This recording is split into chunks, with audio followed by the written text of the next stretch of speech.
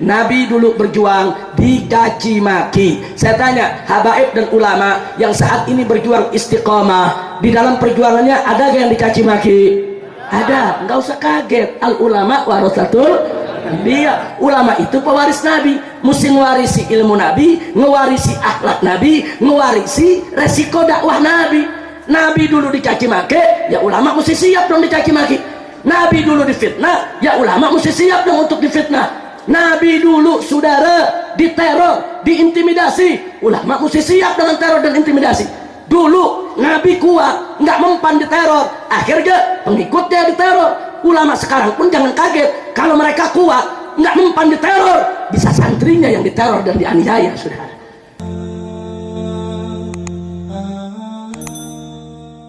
Sebagaimana sama kita ketahui, saat ini kita sudah memasuki tahun baru Islam 1436 Hijriah. Bicara tentang tahun baru Islam, kita diingatkan tentang peristiwa hijrahnya Nabi Muhammad sallallahu alaihi wasallam. Kenapa? Karena Sayyidina Umar Ibn Khattab radhiyallahu taala anhu ketika memulai penanggalan tahun baru Islam, menjadikan hijrah Nabi sebagai titik awal perhitungan kalender Islam. Dan ini bukan tidak bermakna, karena Sayyidina Umar dengan para sahabat yang lainnya yang bermusyawarah ketika itu tahu betul, paham betul, mengerti betul bahwa titik terjadinya hijrah Nabi alaihi salatu wassalam itu merupakan titik balik daripada perjuangan Islam, yaitu titik awal bagaimana Nabi mulai merintis untuk mendirikan satu daulah Islamiyah yang dimana syariat Islam bisa ditegakkan secara kafah, yaitu di kota Al-Madinatul Munawwarah. Alhamdulillahi Rabbil Alamin. Nah, berkenaan dengan ini, tentu kalau bicara tentang hijrahnya Nabi, kita tidak bisa langsung bicara hanya terkait dengan hijrahnya, tapi kita juga harus mengingat rentetan asbab kenapa pada akhirnya Nabi alaihi salatu wassalam harus hijrah meninggalkan Mekah ke Al-Madinatul Munawwarah. Nah, untuk mengetahui ini, Allah subhanahu wa ta'ala menginformasikan kepada kita dalam Al-Quranul Karim dengan satu ungkapan ayat yang singkat, padat, ringkas, jelas, menghimpun semua kejadian yang dialami oleh Nabi kita Sayyiduna Muhammad sallallahu alaihi wasallam, di mana Allah menyatakan faqala ta'ala wa idh yamkuru bikal ladzina kafaru liyuthbituka aw yaqtuluka aw yukhriju wa yamkuruna wa yamkurullah wallahu khairul makirin. Shadaqallahul azim. Dalam ayat ini Allah menyatakan kepada nabinya sekaligus informasi sejarah buat kita semua, di mana Allah menyatakan wa idh yamkuru bik, tatkala mereka berbuat makar kepada engkau wahai Nabi, tatkala mereka berbuat makar terhadap engkau wahai Rasul. Siapa mereka? Alladzina kafaru, orang-orang kafir. Untuk apa mereka melakukan makar kepada Nabi? Allah menyatakan liyusbituka. Liyusbitu dalam arti kata untuk membuat posisi Nabi diam tidak bergerak, dibungkam dakwahnya, dipenjarakan, diisolasi. Liyusbitu, yaitu untuk membungkam dakwah Nabi. Au yaqtulu, atau untuk membunuhmu ya Muhammad. Au yukhriju, atau untuk mengusirmu dari kota Mekah ini. Wa yamkuruna wa yamkurullah, mereka berbuat makar, Allah pasti akan membalas makar mereka. Wallahu khairul makirin, dan Allah sebaik-baiknya pembalas makar orang-orang kafir. Alhamdulillah. Jadi menarik. Di sini ada 3 perkara yang Allah Subhanahu wa taala informasikan kepada kita tentang tantangan dakwah Nabi. Yang pertama adalah pembungkaman dakwah. Liyusbitu, ini pembungkaman dakwah. Yang kedua adalah upaya pembunuhan terhadap Nabi. Dan yang ketiga, pengusiran beliau dari kampung halaman. Nah, kita mulai dari yang pertama. Mari kita lihat bagaimana sih cara orang-orang kafir membungkam dakwah Nabi. Cara mereka membungkam dakwah Nabi mereka lakukan dengan beragam cara. Antara lain, yang pertama, saudara, mereka menghina dan mencaci maki Nabi. Mereka celak Nabi, mereka hina Nabi alaihi salatu wassalam. Dicaci maki kita punya Nabi, dilecehkan. Nah, ini kenapa Nabi dilecehkan, kenapa Nabi dihina, kenapa Nabi dicaci maki? Tujuannya supaya mental Nabi jatuh, Nabi jerah dan kapok untuk melanjutkan dakwah. Tapi tentu Nabi kita mentalnya tidak serendah itu, saudara.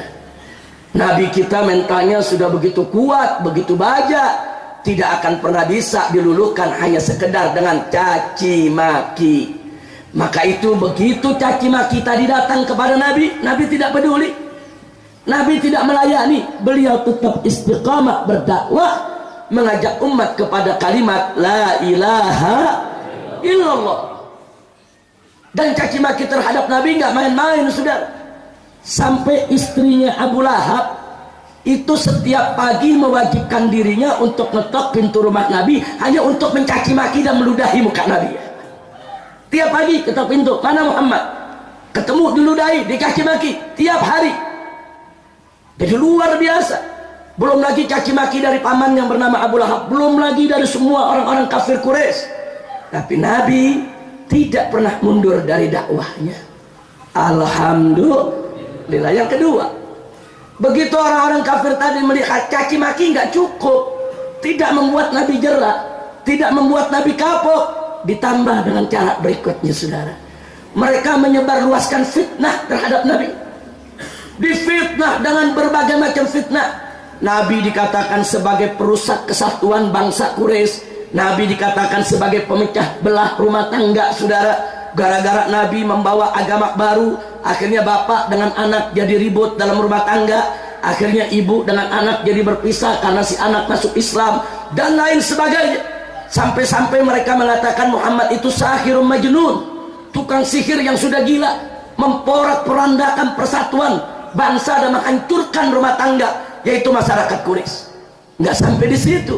Setiap ada tamu datang dari luar kota Mekah, dijegat oleh tokoh-tokoh Quraisy. Dikatakan kalian mau masuk Mekah silakan, mau berdagang silakan, mau bermalam silakan, tapi hati-hati, jangan sampai kalian bertemu dengan Muhammad. Muhammad itu pendusta, pembohong, tukang sihir, orang yang sudah gila. Kalau kalian nanti ketemu dengan Muhammad, kalian akan kena sihirnya, dan itu bisa merusak daripada keutuhan hidup kalian di rumah kalian nanti. Oh, luar biasa, saudara. Apa tujuan fitnah tersebut? Nabi difitnah supaya masyarakat menjauh dari Nabi, supaya masyarakat takut, yaitu dekat Nabi, supaya dakwah Nabi tidak berhasil, tidak lancar, tidak sukses. Ini namanya pembungkaman dakwah, saudara. Oh, banyak masyarakat yang terkena hasutan tadi, banyak masyarakat yang terkena penyesatan opini tadi, banyak masyarakat yang termakan fitnah tersebut, saudara. Lalu bagaimana Nabi? Apakah Nabi dengan keadaan seperti itu kemudian berhenti daripada dakwah? Tidak, saudara. Lalu bagaimana dengan fitnah-fitnah tersebut? Apakah Nabi membiarkan fitnah itu meluas kemana-mana? Atau apakah Nabi menghabiskan waktunya hanya untuk mengkanter fitnah saja? Enggak begitu, saudara. Ya, fitnah tersebut tidak dibiarkan oleh Nabi.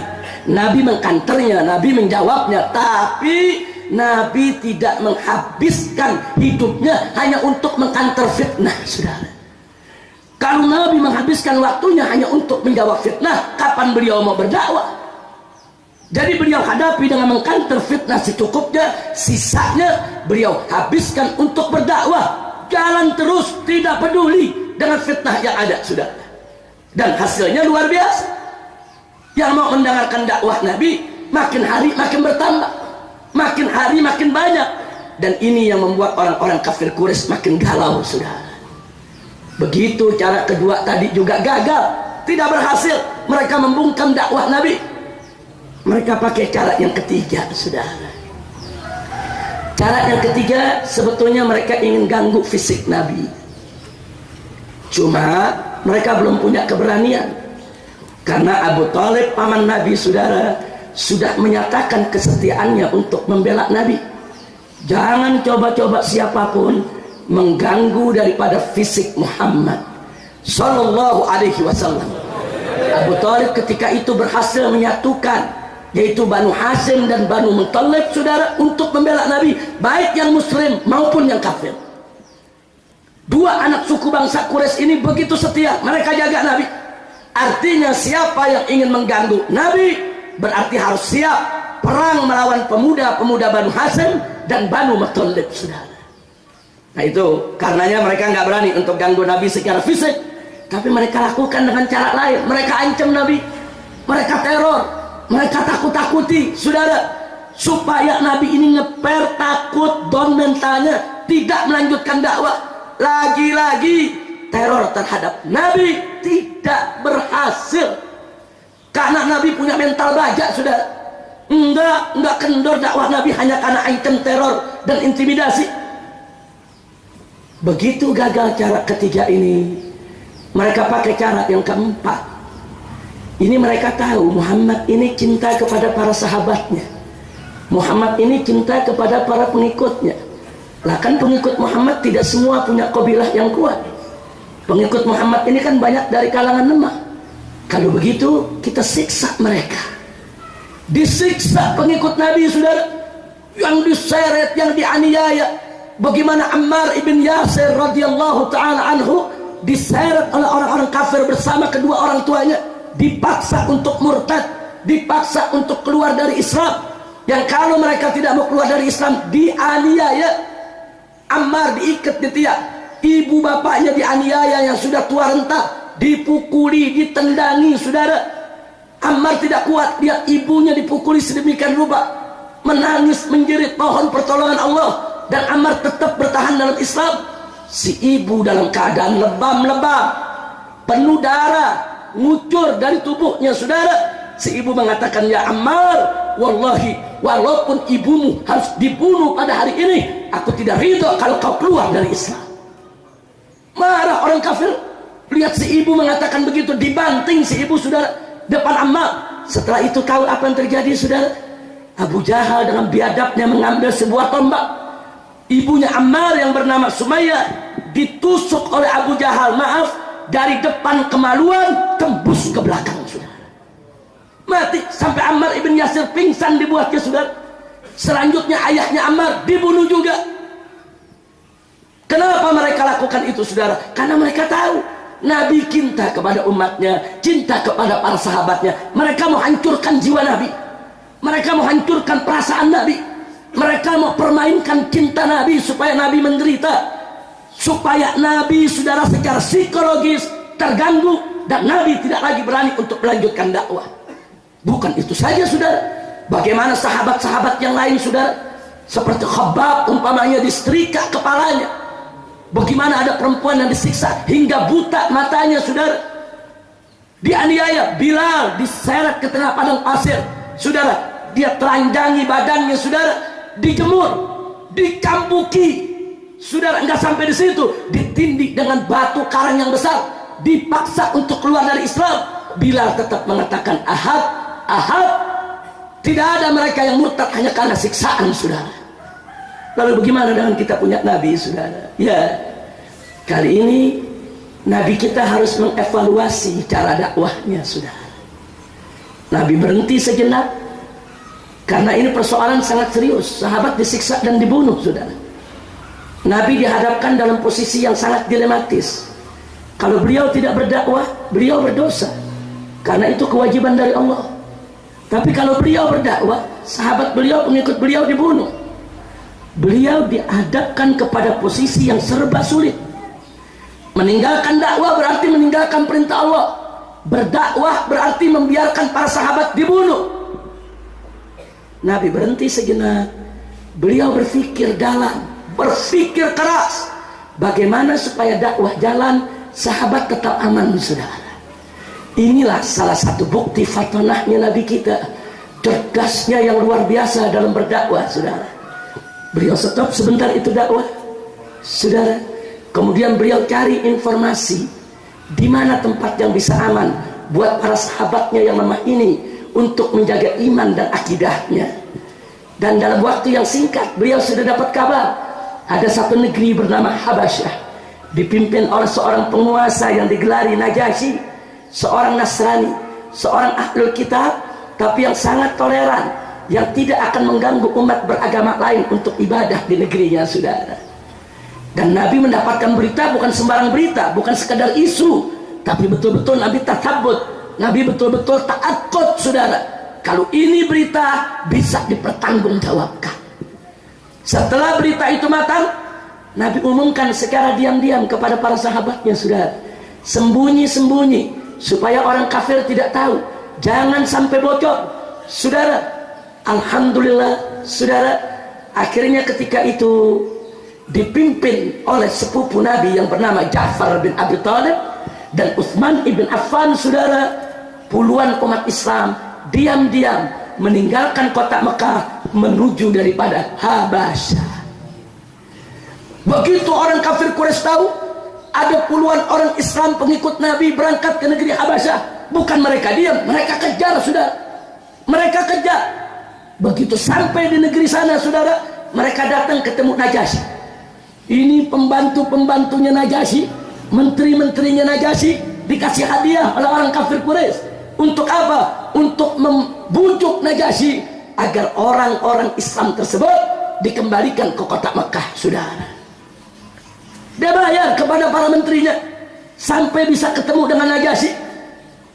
Begitu digelar pertemuan dengan Najasyi, saudara, Abu Sufyan memimpin daripada delegasi orang-orang kafir Quraisy, sementara kaum muslimin dipimpin oleh Ja'far bin Abi Thalib. Nah, ketika itu, saudara, dihasut Najasyi. Salah satu hasutan Abu Sufyan apa? Hei Najasyi, kau tanya ini kepada orang-orang yang punya agama baru, dia hina agama kamu. Maksudnya dia hina itu agama Nasrani. Coba kamu tanya apa pandangannya soal Isa. Karena Abu Sufyan tahu umat Nasrani ini sangat memuliakan Nabi Isa. Kemudian Najasyi bertanya ke Ja'far, apa betul kalian punya pernyataan yang kalian dapat dari Muhammad tentang Isa? Coba bacakan kepadaku. Ja'far bin Abi Thalib, saudara, orang cerdas, orang pandai, hafal Al-Quran. Beliau keluarkan satu persatu ayat-ayat Al-Quran yang bicara tentang Isa alaihissalam, yang membuat Najasyi, saudara, terkejut, kaget, terkagum-kagum, sampai akhirnya Najasyi berdiri di hadapan Ja'far. Sebetulnya beda kalian dengan kami hanya segaris. Subhanallah, saudara, akhirnya Najasyi mempersilahkan umat Islam hidup, yaitu di Habasyah. Habasyah itu kalau sekarang disebut negeri Ethiopia, saudara.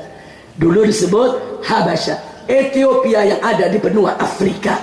Diberi kebebasan, umat Islam silakan ibadah, silakan menjalankan keyakinannya, dilindungi, diberikan suaka politik oleh Najasyi.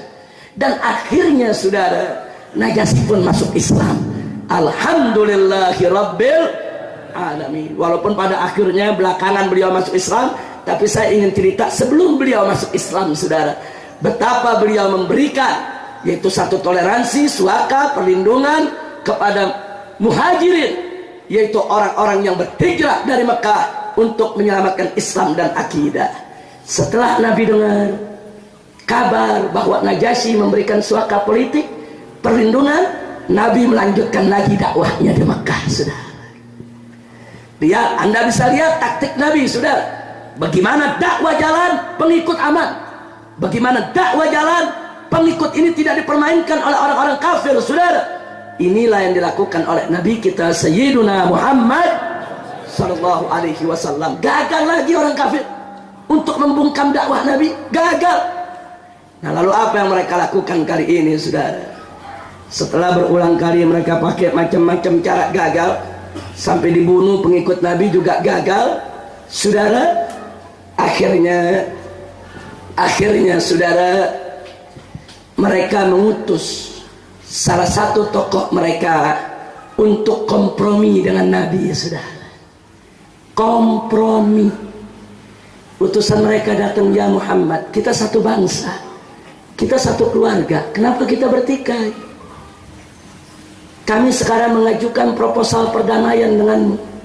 Bagaimana kita hidup damai, kita hidup rukun di Mekah, tidak saling merugikan satu sama lain.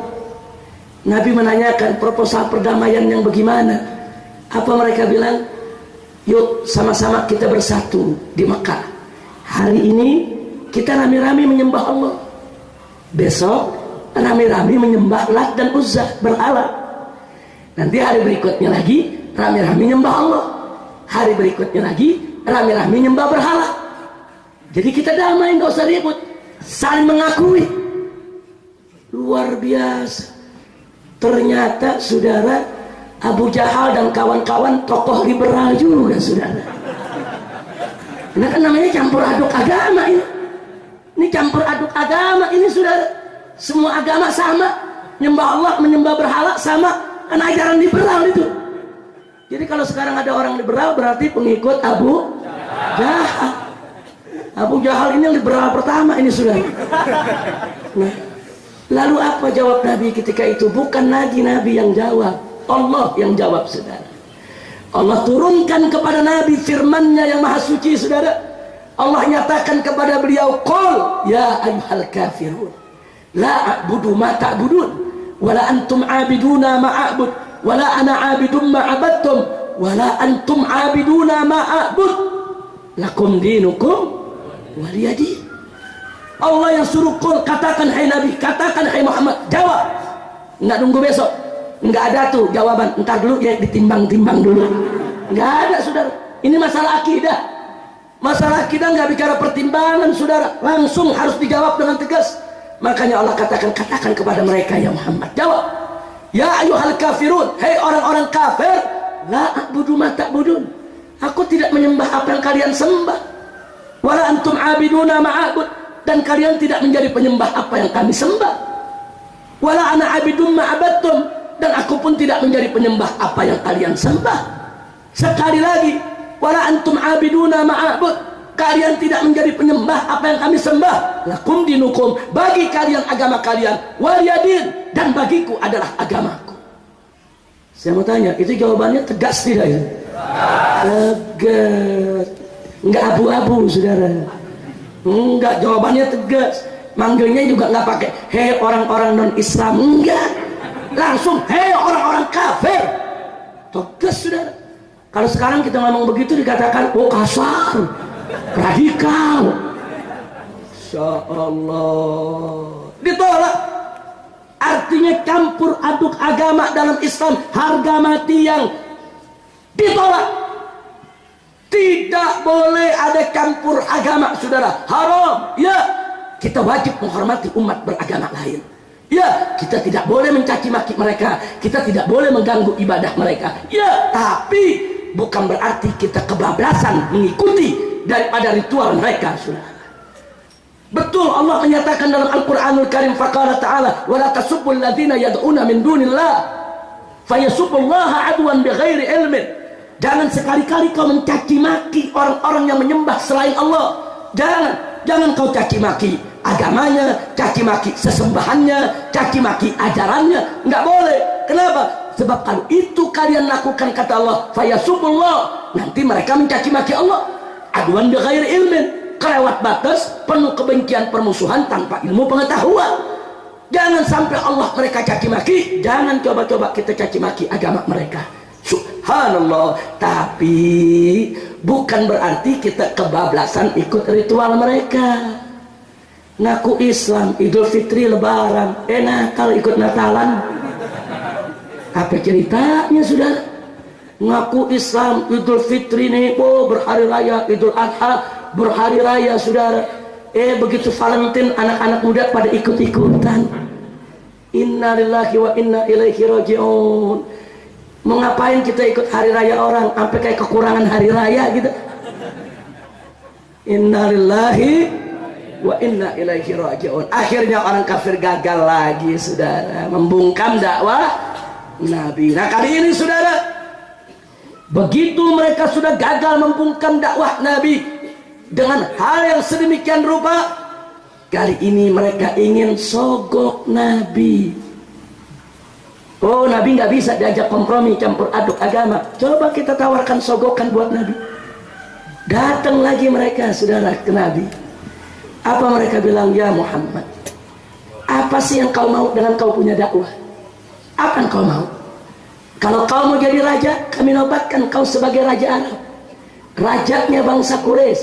Kami siap melayanimu dan membelamu. Kalau kau ingin wanita cantik, kami akan kumpulkan wanita-wanita tercantik di tengah bangsa Quraisy, akan kami berikan kepada engkau. Kalau kau menginginkan harta benda, kami berikan separuh dari harta benda seluruh bangsa Quraisy untukmu ya Muhammad. Tapi tinggalkan kau punya kerjaan ini. Jangan kau sebarkan agama barumu ini. Tetap kita bersatu dalam agama nenek moyang kita. Luar biasa, saudara. Ini yang mereka tawarkan, dan tetap ditolak oleh Nabi, saudara. Begitu ditolak oleh Nabi, mereka marah. Mereka datang ke Abu Talib. Apa mereka bilang? Ya Abu Talib, kesabaran kami sudah habis. Kami sudah tawarkan aneka ragam tawaran kepada Muhammad. Muhammad tidak mau. Kalau Muhammad masih tetap berkeras seperti ini, ya Abu Talib, maka sudah kesabaran kami sudah habis. Kami akan kumpulkan pemuda-pemuda dari seluruh bangsa Quraisy. Kami akan bunuh Muhammad.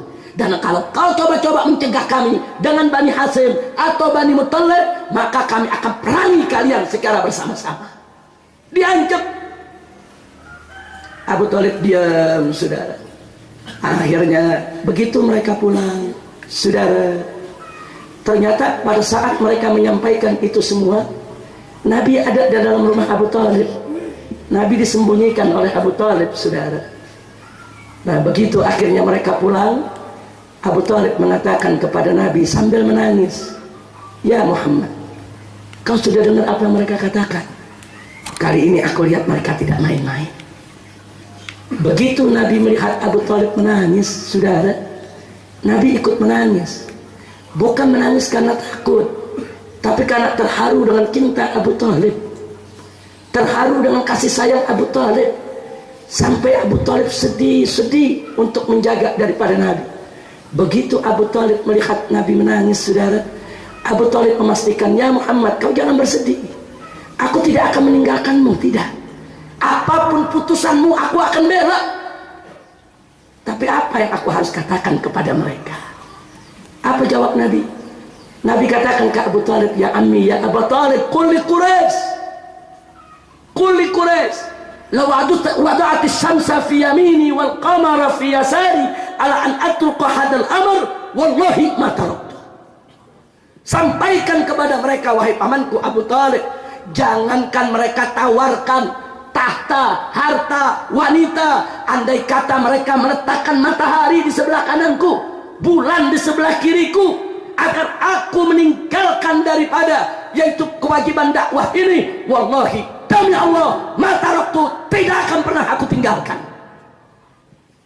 Imma aku berhasil atau aku mati dalam dakwah ini. Subhanallah.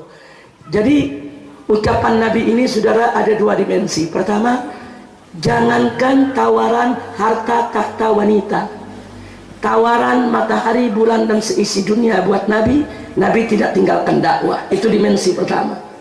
Dimensi kedua, jangankan ancaman tadi, diancam mau dibunuh sama orang-orang Quraisy, saudara, mau dikepung, mau dikerubuti. Andaikan matahari, bulan ditibanin kepada Nabi, yang beratnya luar biasa, saudara. Ya, kalau orang ketiban bulan matahari pasti mati, saudara. Nabi nggak peduli seberat apapun tantangannya. Artinya dimensinya ada dua. Semanis apapun tawarannya, sehebat dan seberat apapun ancaman dan tantangannya, tetap Nabi tidak akan meninggalkan dakwah. Subhanallah. Batal lagi, gagal lagi mereka punya upaya membungkam dakwah Nabi. Hari ini apa yang mereka lakukan? Mereka kumpul di Ka'bah, saudara.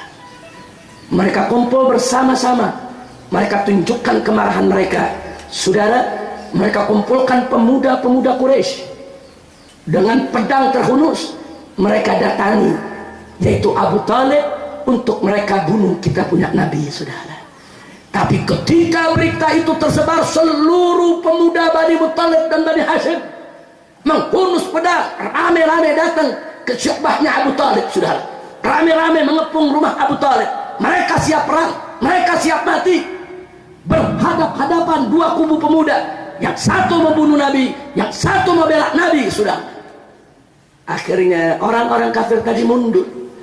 Begitu melihat kesigapan Bani Hashim, kesigapan Bani Muttalib dalam membela Nabi, dan Abu Talib instruksikan mereka, ada yang masuk bunuh, ada yang masuk habisi, tidak boleh ada yang menyentuh Muhammad. Subhanallah. Akhirnya mereka mundur, tapi mereka marah, mereka kecewa. Kemana mereka mundur? Mereka kumpul di sekitar Ka'bah, mereka buat petisi. Mulai hari ini seluruh bangsa Quraisy tidak boleh ada yang berhubungan dengan Muhammad dan para pembelanya, baik yang belanya itu muslim maupun yang belanya itu kafir dari kalangan Bani Hashim dan Bani Muttalib. Jangan ada yang berdagang dengan mereka, jangan ada yang beli dagangan mereka, dan kalau mereka belanja kepada Quraisy tidak boleh dilayani. Jangan tengoki mereka, jangan tegur mereka, jangan bantu mereka, dan jangan ada yang menerima lamaran mereka atau mereka yang melamar Quraisy yang lainnya. Tolak semua lamaran, putuskan sebuah hubungan, dan mereka tidak boleh keluar dari kota Mekah. Mereka harus dikepung, diawasi. Saudara, petisi ini ditulis di kulit binatang, saudara, digulung, dimasukkan dalam kotak, disimpan di dalam Ka'bah. Saudara, bulan pertama Nabi dan para sahabat bertahan, masih banyak perbekalan, saudara. Bulan kedua perbekalan mulai susut. 6 bulan mulai susah, saudara. Mau belanja udah nggak bisa, perbekalan udah mulai habis, saudara. Mau keluar dari kota Mekah dijegat, tidak boleh ada yang keluar dari kota Mekah. Diisolasi, saudara, diembargo. Ini namanya embargo ekonomi, embargo sosial politik. Betul-betul diembargo habis, tidak boleh, diboikot. Masuk 1 tahun, saudara, mulai mereka makan 1 kurma buat 2 hari. Coba lihat penderitaan mereka, saudara. Malah Nabi mulai makan daun-daun kering, saudara. Sehari makan, sehari tidak makan. Taruh batu di perut, diikat perutnya dengan batu, saudara, untuk menahan perih lapar. Untuk apa semua itu Nabi dan para sahabat melakukannya? Hanya untuk dakwah di jalan Allah, mencari ridho Allah, menegakkan kalimat la ilaha illallah. Enggak peduli.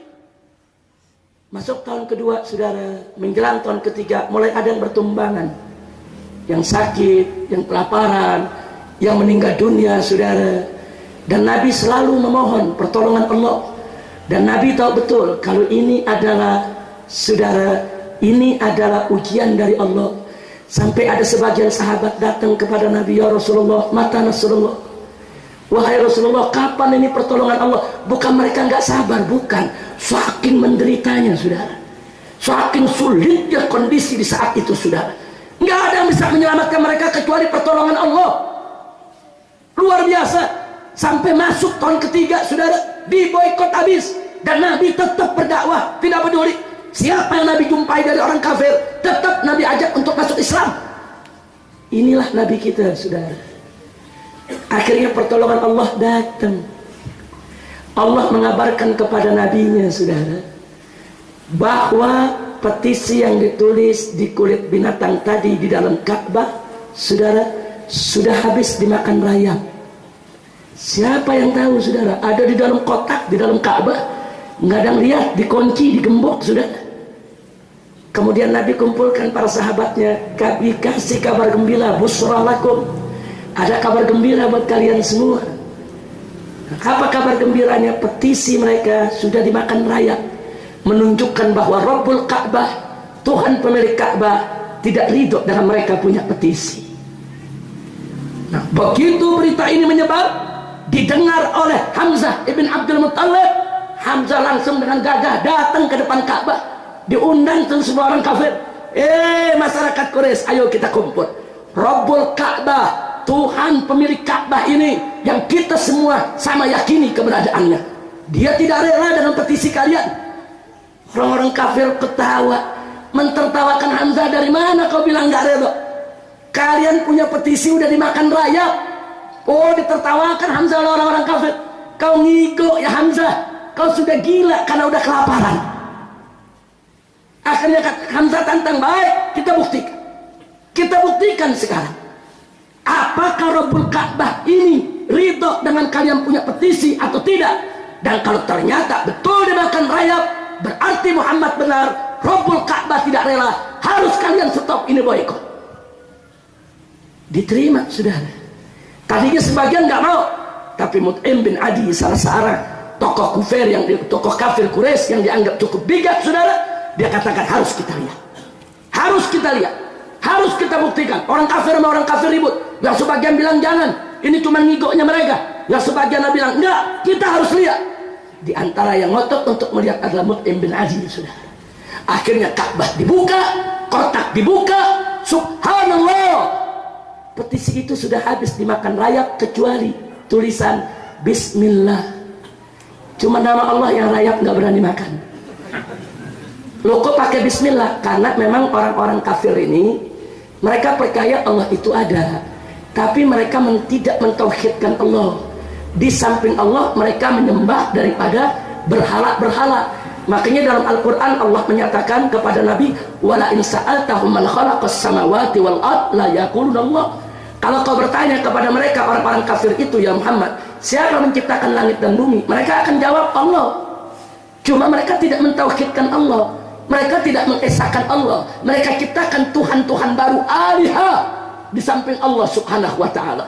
Jadi dalam tulisan tadi mereka masih sebut nama Allah, dengan nama Allah, dengan nama Lat, dengan nama Uzza, dengan nama Manat, dengan nama berhala. Yang lain dimakan rayap, kecuali Bismillah yang tidak dimakan rayap.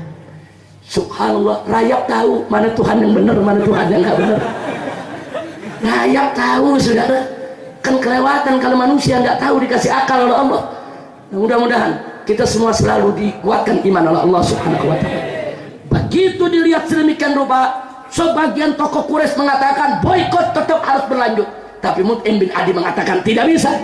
Ini bukti Rabbul Ka'bah yang sama kita yakini keberadaannya tidak rela dengan petisi kita. Stop, tidak boleh kita lakukan dan tidak boleh lagi kita lanjutkan ini. Stop. Akhirnya mereka tidak boykot lagi, saudara. Mulailah Nabi dengan mereka berbelanja lagi, bergaul lagi, berhubungan lagi, dan Nabi terus berdakwah lagi. Alhamdulillah.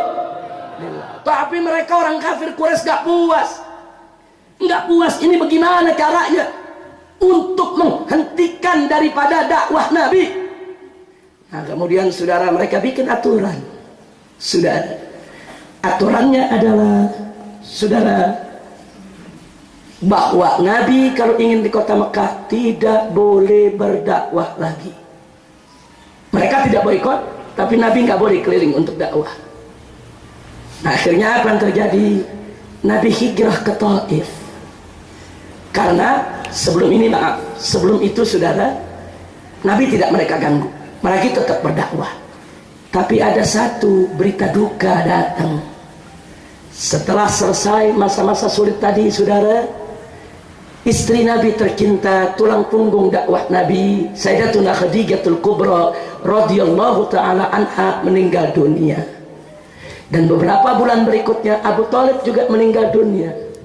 Begitu dua orang ini meninggal dunia, gembira orang-orang kafir Quraisy. Bagi mereka pelindung Nabi sudah tidak ada, pembela Nabi sudah tidak ada, penyokong dana dakwah Nabi sudah tidak ada. Mulai saat meninggalnya Abu Thalib, mereka mulai mengganggu Nabi secara fisik.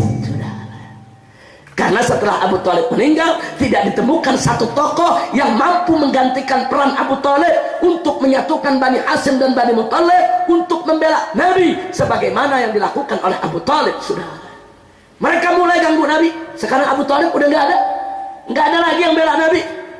Nabi mulai diganggu fisiknya, saudara. Begitu beliau sedang munajat di depan Ka'bah kepada Allah, tiba-tiba orang-orang kafir datang, saudara. Salah satu dari mereka maju, dililit leher kita punya Nabi dengan kain panjang, diseret-seret, sudah sampai Nabi tercekik, matanya melotot, tidak bisa nafas, muka merah, diseret. Di saat-saat yang genting tersebut, muncul Sayyidina Abu Bakar Siddiq. Begitu dari kejauhan melihat Nabi sedang diseret-seret, tidak bisa bernafas, Sayyidina Abu Bakar Siddiq mabur lari mengejar, didorong orang tersebut. Sudah, beliau selamatkan kita punya Nabi. Sampai Abu Bakar Siddiq mengatakan, tegaknya kalian ingin membunuh seorang yang hanya mengajak kalian kepada la ilaha illallah. Dilawan. Makanya jangan sembarangan kurang ajar kepada Sayyidina Abu Bakar. Sudah, perjuangannya luar biasa bersama Nabi. Akhirnya Nabi bisa diselamatkan. 2 hari berikutnya lagi, saudara, orang-orang kafir ini, saudara, bawa perut unta yang disembelih kemarin, yang baunya sudah luar biasa, yang di dalam isinya banyak kotoran, saudara. Begitu Nabi sedang sujud sholat depan Ka'bah, mereka datang, mereka sirami itu Nabi dengan kotoran unta, dengan isi perut unta. Saudara, ketika itu putri Nabi tercipta, jantung hatinya Sayyidatuna Fatimah Zahra radhiyallahu taala anha datang membersihkan semua kotoran. Dia lawan itu orang-orang kafir, saudara. Fatimah Zahra singa betina, tidak diam ayahnya diperlakukan sedemikian rupa. Dia berdiri tolak pinggang, dia lawan orang-orang kafir tadi, saudara.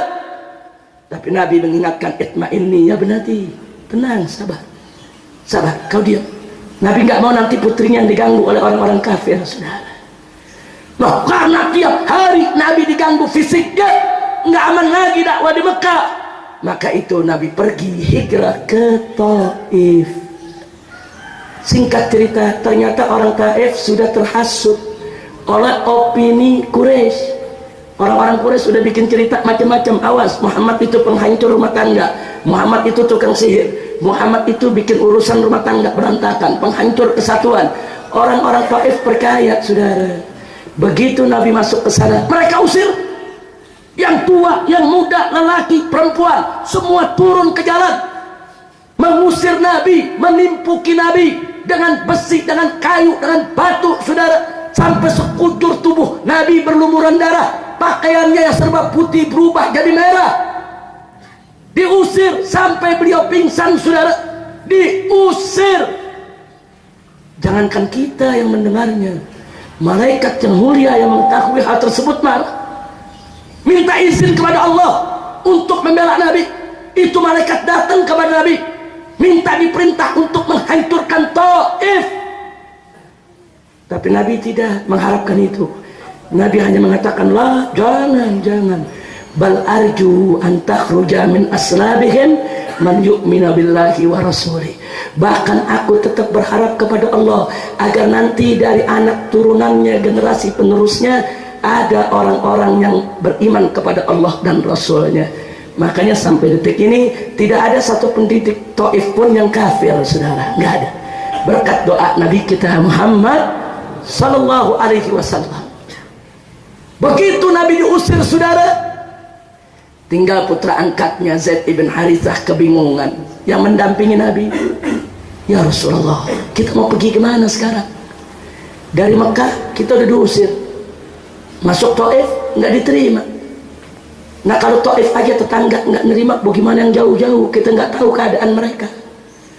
Kata Nabi, tenang ya Zaid, Allah pasti akan beri jalan keluar.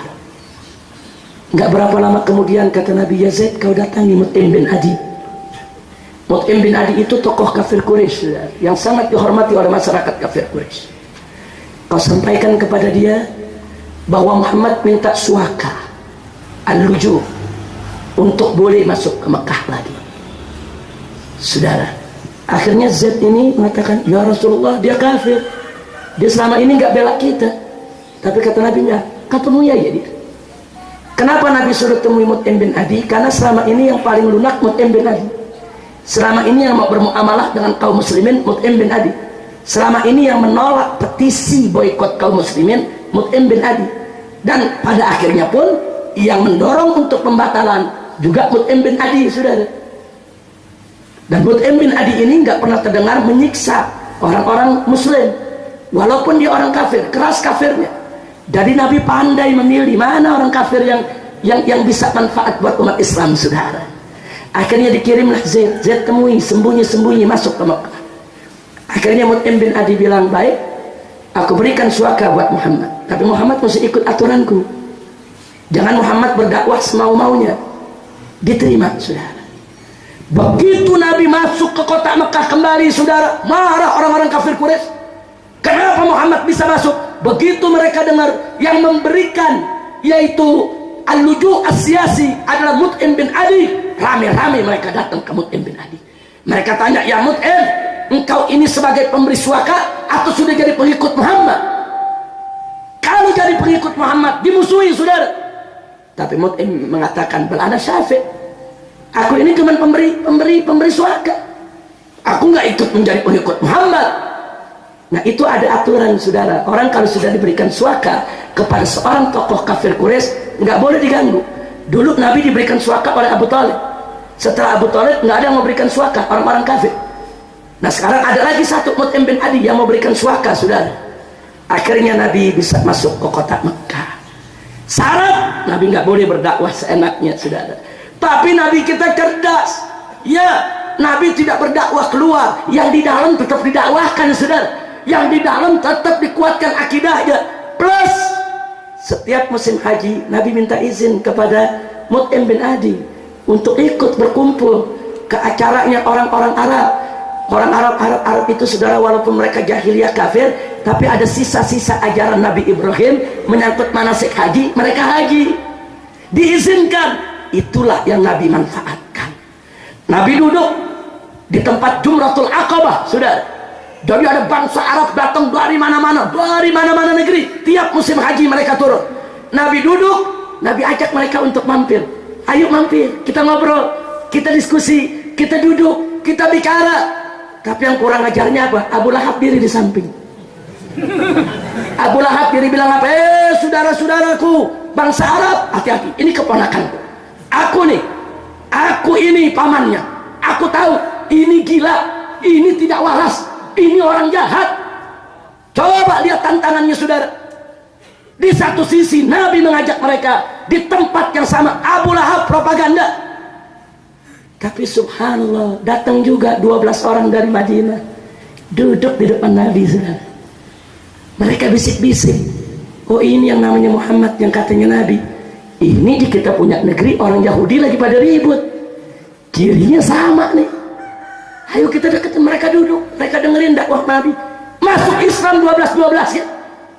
Masuk Islam sampai mereka mengatakan, ya Rasulullah, di negeri kami namamu sudah terdengar, di negeri kami namamu sudah diperdebatkan, diributkan oleh orang-orang Yahudi. Ya Rasulullah, di negeri kami, ya Rasulullah, merupakan lahan dakwah yang luar biasa. Kirim sahabatmu kepada kami, bersama kami, untuk menyebarkan Islam di Madinah.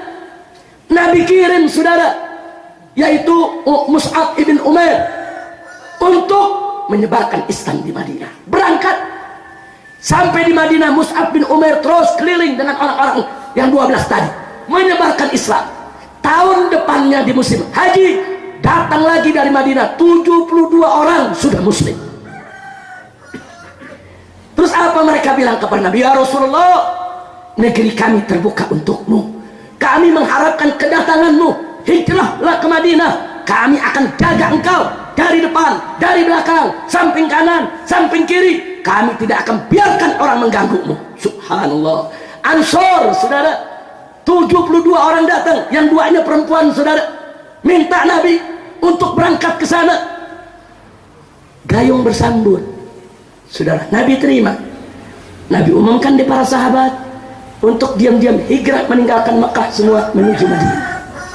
Sedangkan Nabi sendiri tidak boleh hijrah tanpa izin Allah. Nggak boleh. Apapun resikonya, bagaimanapun situasinya, walaupun bahaya buat Nabi, sebelum diizinkan Allah, tidak boleh Nabi hijrah, saudara. Semua sahabatnya Nabi suruh hijrah, kecuali beberapa sahabat yang memang Nabi tahan, seperti Sayyidina Abu Bakar Siddiq untuk mendampingi Nabi, seperti Ali ibn Abi Thalib untuk menjaga keluarga Nabi, saudara. Luar biasa. Akhirnya, saudara, sahabat-sahabat hampir semua hijrah ke Madinah. Hijrah. Disinilah orang-orang kafir khawatir, gawat ini, Muhammad sudah punya banyak pengikut di Madinah, kalau begitu kita rapat. Digelarlah rapat di Nadwah, saudara. Digelar rapat. Semua orang kafir Quraisy diundang. Dalam riwayat diceritakan Nabi yang kasih tahu kita ketika itu ada iblis berwujud manusia, berpakaian seperti orang-orang Najd. Saudara tahu orang Najd? Orang Najd itu saudara orang yang berasal dari ibu kota Arab Saudi sekarang ini, Riyadh dan sekitarnya. Jadi penampilannya ya kurang lebih kayak Wahabi lah. Betul, dia pakai gutrah saudara, jenggotnya panjang, pakai tungkak, syekh orang tua, seperti syekh di Najd saudara. Datang ikut rapat bersama orang kafir Quraisy. Mereka nggak tahu itu iblis, tapi Nabi yang menyampaikan kepada kita kalau itu iblis saudara. Apa dalam rapat? Ada mengatakan dalam rapat, kami usul Muhammad harus kita penjara, nggak boleh dikeluarkan sampai mati, supaya Muhammad ini tidak bisa lagi menyebarkan agamanya. Saudara, iblis nyeletuk. Iblis kata iblis, jangan, kalau kalian penjara, besok yang di Madinah makin banyak mereka datang dengan senjata, mereka akan bebaskan Muhammad dan kalian dihabisi, mereka balas dendam. Akhirnya sebagian lagi bilang, ya sudah kalau begitu kita usir aja Muhammad dari kota Mekah, terserah dia mau kemana. Iblis nyeletuk lagi, jangan, itu lebih bahaya lagi. Kalau Muhammad dilepas, dia berangkat ke Madinah, dia makin kumpulkan kekuatan.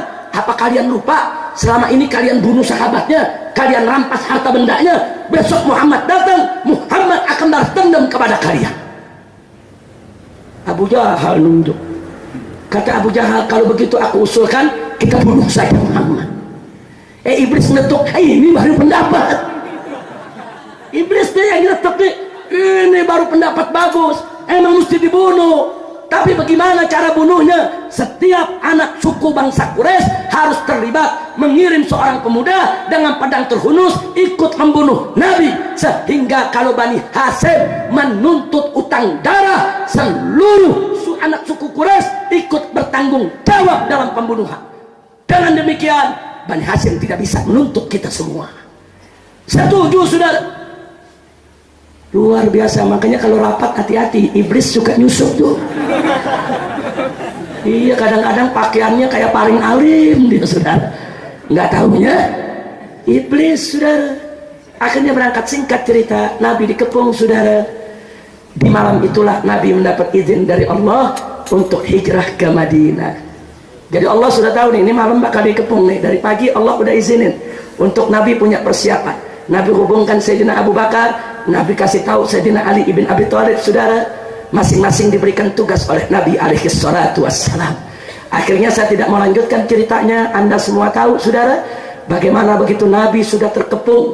Nabi buka pintu rumah beliau, beliau membaca beberapa ayat di awal surat Yasin. Itu semua yang ngepung Nabi saudara terkena ngantuk yang dahsyat sehingga tidur. Nah, cuman kadang-kadang disalahgunain sekarang, maling pakai surat Yasin juga. Katanya supaya penjaga dan yang punya rumah pules, kan kurang ajar itu. Masya Allah, ini untuk menunjukkan apa saudara? Nabi kita keluar dari Mekah bukan lewat gorong-gorong, bukan sembunyi-sembunyi, bukan lewat atas atap, tidak, tapi lewat di depan mata mereka. Dan dengan kekuasaan Allah, mereka tidak mampu untuk membendung Nabi. Bahkan saudara, sebelum jalan Nabi masih sempat ngambil pasir. Tiap tidur tiap orang ditaruh pasir kepalanya. Orang bertanya, maksudnya apa? Maksudnya Nabi mau ngasih pesen, nih gue jalan lewat mata lu nih, bukan ngumpat-ngumpat. Itu menunjukkan kecerdasan Nabi. Nabi hinakan mereka, kau pikir kau bisa menjegalku, kau pikir kau bisa menghadangku? Allah yang berkuasa. Wa yamkuruna wa yamkurullah wallahu khairul makirin. Alhamdulillah. Ini kalau diterusin 2 jam lagi nih, kalau diterusin bisa 2 jam lagi. Saya pikir cukup sampai di sini, lanjutannya di kedatangan yang akan datang insya Allah. Nah, tapi apa hikmah yang saya mau ambil? Sebagaimana tadi disampaikan oleh Habib Asadullah, di mana dulu orang tua kita yang membangun tempat ini saudara, itu termasuk deretan ulama-ulama, deresan habaib yang mengatakan yang hak itu hak, yang batil itu batil, lau matalaim. karena beliau melanjutkan daripada cara berjuang datuknya, yaitu Sayyiduna Muhammad sallallahu alaihi wasallam. Beliau nggak peduli mau difitnah, mau dicaci maki, mau diejek, mau diancam, mau dibunuh, nggak peduli. Yang penting yang hak tetap hak, yang batil tetap batil. Tidak boleh kita takut untuk menegakkan dakwah di jalan Allah Subhanahu wa taala. Nah, mudah-mudahan keberanian semacam itu menular, yaitu kepada seluruh santri-santrinya, generasi penerusnya, li'izil Islam wal muslimin, amin ya rabbal alamin. Nah, kesimpulan yang saya ingin ambil, Nabi dulu berjuang dicaci maki. Saya tanya habaib dan ulama yang saat ini berjuang istiqomah, di dalam perjuangannya ada yang dicaci maki? Ada. Nggak usah kaget, al ulama warasatul dia. Ulama itu pewaris Nabi, mesti ngewarisi ilmu Nabi, ngewarisi akhlak Nabi, ngewarisi resiko dakwah Nabi. Nabi dulu dicaci maki, ya ulama mesti siap dong dicaci maki. Nabi dulu difitnah, ya ulama mesti siap dong untuk difitnah. Nabi dulu saudara diteror, diintimidasi, ulama mesti siap dengan teror dan intimidasi. Dulu Nabi kuat, nggak mempan diteror, akhirnya pengikutnya diteror. Ulama sekarang pun jangan kaget kalau mereka kuat, nggak mempan diteror, bisa santrinya yang diteror dan dianiaya, saudara. Jangan kaget, dulu saudara Nabi dulu dibujuk oleh orang-orang kafir untuk campur aduk agama. Sekarang pun begitu juga. Ulama-ulama dibujuk untuk campur agama. Ulama disuruh ikutlah ke gereja. Ulama disuruh ikutlah Natalan, saudara. Jadi ulama mesti siap menghadapi yang begitu. Dulu Nabi menolak campur aduk agama. Ulama juga wajib untuk menolak campur aduk agama. Nah, dulu Nabi kita lihat diboikot, saudara. Jangan kaget kalau ada ulama sekarang berjuang diboikot. Orang nggak boleh nyumbang dia, orang nggak boleh nyumbang majelisnya, saudara. Kalau dia dagang jangan ada yang beli, kalau perlu listriknya diputusin, saudara. Coba kita lihat. Jadi jangan kaget dengan tantangan-tantangan semacam itu. Dulu Nabi mau dibunuh, dikepung saat hijrah, saudara. Jangan kaget kalau ulama sekarang juga direncanakan untuk dibunuh. Dan Nabi dulu diusir dari kota Mekah, saudara. Jangan kaget kalau ada ulama nanti diusir dari kampung halaman, bahkan dari negerinya, saudara. Harus siap kalau ingin menjadi warasatul anbiya. Itu saja yang saya mau sampaikan pada hari ini, dan saya minta maaf karena saya langsung harus ke Darut Tauhid sekarang ini, sebab nanti ba'da zuhur saya juga harus langsung ke Sidoarjo, yaitu ada dialog dengan para kiai, para tokoh masyarakat, yaitu tentang wawasan kebangsaan dalam pandangan Islam. Jadi dari saya cukup sekian. Saya mohon maaf atas segala kekurangan, kekhilafan dan kesalahannya. Akhirnya pesan saya yang terakhir, yuk mari kita cintai Nabi, yuk mari sama-sama kita ikuti daripada ajaran Nabi. Dan yang paling akhir saya ingatkan, jaga baik-baik akidah ahlus sunnah wal jamaah. Siap jaga akidah ahlus sunnah wal jamaah? Siap jaga akidah ahlus sunnah wal jamaah?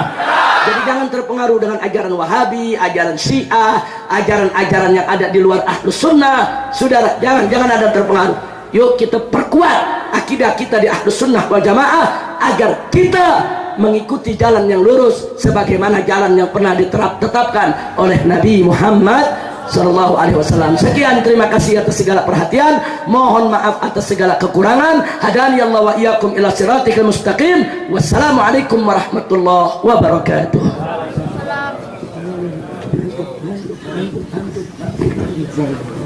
Al-Fatihah biniyatul qabul wa tamami kulli su'ul wa ma'mul ila hadratir rasul wal batul wa ummiha wa ba'liha wa baniha. Allah subhanahu wa ta'ala an yataghasha al-habib Alwi bin Salim al-Idrus برحمة المغفرة وأن ينفعنا بركاته وأنواره وأسراره ونفحاته في الدين والدنيا والآخرة. وأن الله سبحانه وتعالى يبارك لنا يبارك لكم وأن يوفقنا وإياكم للنجاح والفلاح والاستقامة في الدين والدنيا والآخرة. وإلى حضرة النبي صلى الله عليه وسلم بسر الفاتحة.